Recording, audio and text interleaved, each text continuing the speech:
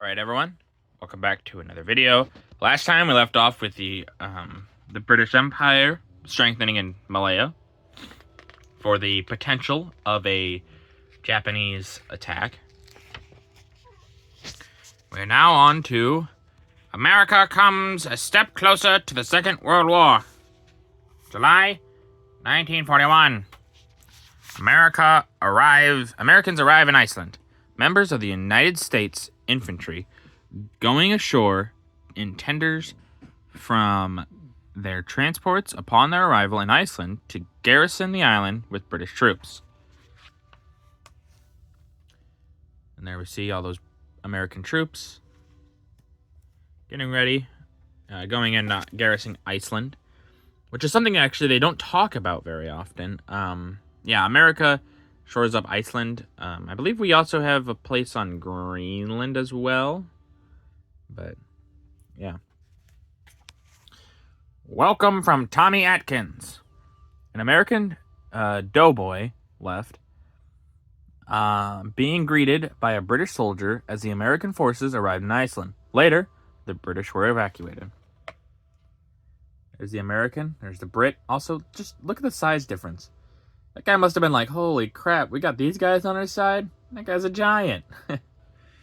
But, yeah, the British would have to leave because, well, just so that no reprisals probably came to Iceland, or for another reason. Maybe it's so the Americans didn't get attacked. A touch of home for Americans in Iceland, July 1941. News from the States. American troops in Iceland reading the first issue of the newspaper produced for the troops garrisoned in the Atlantic outpost to keep open the Lend-Lease supply line. There we see all those troops. Yeah, these troops are put here basically so that if anyone tried to stop, if someone tried to land on Iceland, there would be American troops here, so they would defend this island.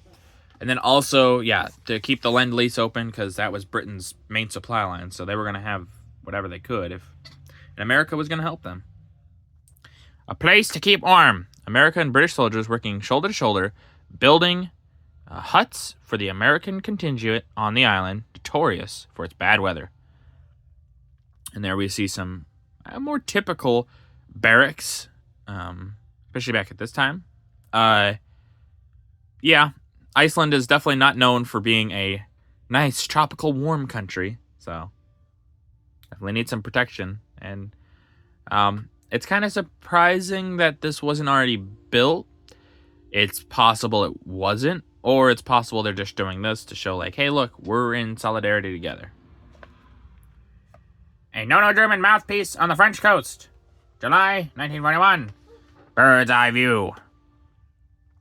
Looking down the long barrel of one of the long-range siege guns on the French coast, with which the no-Germans hammered the English coast, and shipping in the Channel, these guns were installed after the fall of France and were used intermittently during the German occupation.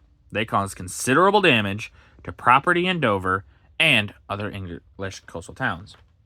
And I mean, yeah, you can just see this gun and how freaking huge it is. They don't even show the whole gun. But yeah, I mean, if you don't want to keep losing planes, another good idea, long-range artillery. You know, the closest point from Britain and France really aren't that far. So you could get some long-range artillery and bomb the English coast from France.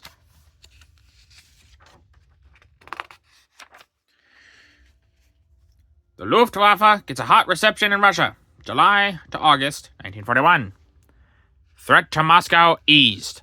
After crossing the Bersinia, the no-Germans pushed on towards Smolensk, a vital junction on the railway to Moscow. Here, Russian counterattacks brought the offensive to a standstill and inflicted huge losses on the invaders. In these operations, the Luftwaffe found its match in the Red Air Force and ground defenses, which together accounted for hundreds of German bombers. Above Soviet AA guns in actions, the smoke shows that one bomber, at least will trouble them no more. I mean, it's kind of hard to see the AA gun actually firing, but we can see the huge plume of smoke, which is possible that it is a plane, yeah. It's obviously not clear, but it could be. The RAF pays a daylight visit to Cologne. August 12th, 1941. Attack on the Rhineland. One of the most daring attacks of the war was made by Blenheim bombers of the RAF when they attacked power stations at Cologne, almost at ground level on August 12th.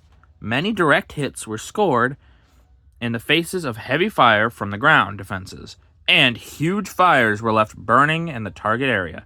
12 bombers and 8 fighter planes were lost in these operations. Above, a salvo of bombs falling on Knapsack Power Station, the largest steam power plant in Europe. So there we see the bombing area, and we can see the bombs dropping right there.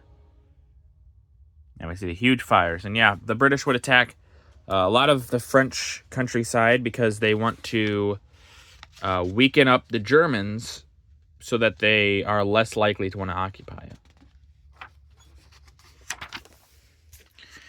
Germans break through in the Ukraine as Russia retreats.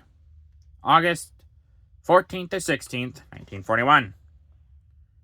Russians retreat towards the Dnieper. With their advance in the central sector held up, the Germans redoubled their attacks in the Ukraine. They hoped to encircle Marshal Boudin's southern army, but the Russians withdrew in good order. On the 14th, they were forced to abandon Permovaisk,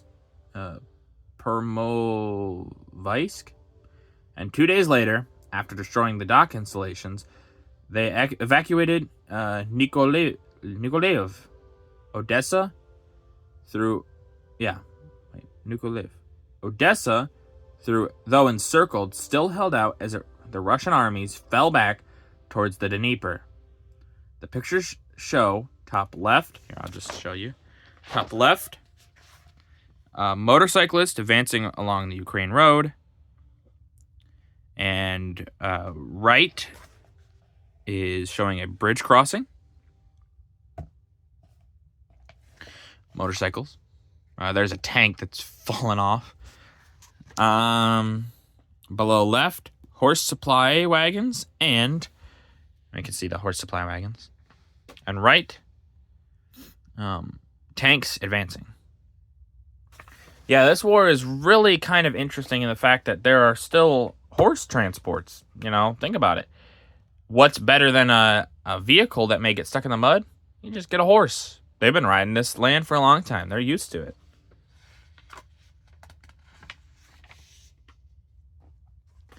Okay, we have a few pages left. But I'm actually, you guys got a sneak peek, I'm actually going to end this video here, and then tomorrow I'm going to make a longer video. It's going to be one video, though, for tomorrow, because I believe we're going to finish off this book. So, if you guys liked the video, leave a like. If you didn't, leave a comment. Tell me what I could improve on. I always appreciate your feedback. And as always, subscribe. It really does help out, and I appreciate you guys every day. Thank you.